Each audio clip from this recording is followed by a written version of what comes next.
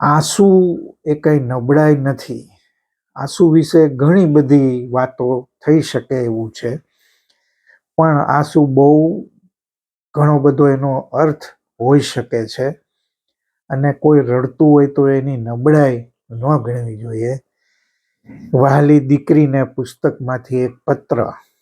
Dear daughter, આંસુ વિશે ઘણા મત છે. કોઈ કહે છે કે એ જે તે વ્યક્તિની નબળાઈ છે, કોઈ કહે છે કે આંસુ એક બાયોલોજિકલ ઘટના છે, કોઈ કહે છે આંસુ એ નબળાઈ નથી પણ એ તમારું મન સાફ કરે છે, તમને હળવા કરે છે. પણ પ્રશ્ન તો એ જ છે કે માણસ રડે છે શા માટે? એ પ્રશ્નના જવાબ પણ ઘણા બધા છે. બેટા, ખાસ કરીને સ્ત્રી અને રુદન એકબીજા સાથે વણાઈ ગયા છે. સ્ત્રી જલ્દી રડી પડે છે અને એટલે એનું મન હળવું થઈ જાય છે અને એની સીધી અસર એના સ્વાસ્થ્ય પર થતી હોય છે. પણ વારે વારે રડતી સ્ત્રી પર કોઈ વિશ્વાસ કરતું નથી અને એ સ્ત્રી ચરિત્ર ગણી લેવામાં આવે છે. પણ રામકુમાર આત્રેયે આંસુ પર બહુ મજાનું લખ્યું છે.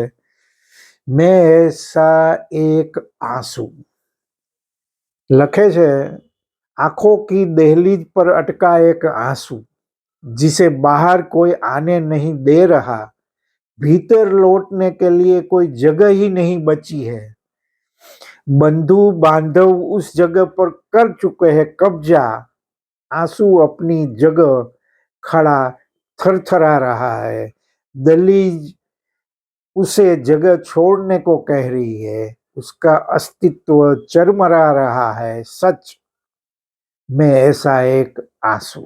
બેટા, રડવું એ કોઈ નબળાઈ નથી. મોરારી બાપુ કથામાં કોઈ પ્રસંગ કહેતા કહેતા રડી પડે છે.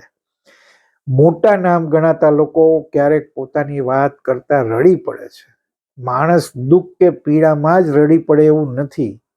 કોઈ વાત સ્પર્શી જાય તો પણ આંખમાં આંસુ આવી જાય છે. આંસુ એ સંવેદનશીલ હોવાની નિશાની છે, પુરાવા છે. કોઈનું દુઃખ જોઈ માણસ રડી પડે છે એવું આપણે ઘણી વાર જોયું છે. બીજાના દુઃખ સાથે તમે સંમિલિત થઈ જાઓ એ કોઈ નાની ઘટના નથી. ઘણા લોકો જાહેરમાં રડી શકતા નથી, એમને એમનો રુતબો નડે છે. ઘણા લોકો ખાનગીમાં આંસુ સારે છે. એકાંતમાં રડવાની ઘટના પણ નાની નથી. મોરારી બાપુ ઘણીવાર કહે છે કે મેં એમને એક પ્રશ્ન પણ આવો પૂછેલો કે તમે કથામાં રડી પડો છો, કે કથામાં તો હું કાંઈ નથી રડતો પણ એકાંતમાં તો ઘણું બધું રડું છું. એટલે આ ઘટના નાની નથી. એ તમને અંદરથી શુદ્ધ કરે છે, તમને હળવા કરે છે. ઘણીવાર આંસુ સાથે ઘણું બધું ધોવાઈ જતું હોય છે. ધોવાણ દરેક વેળા ખરાબ નથી હોતું. એ નવા માટે જગ્યા પણ કરી આપે છે. જૂની ભૂલી જવા માટે પણ આંસુ એક માધ્યમ છે. રડ્યા પછી તમે વધુ નમ્ર બની જાઓ છો.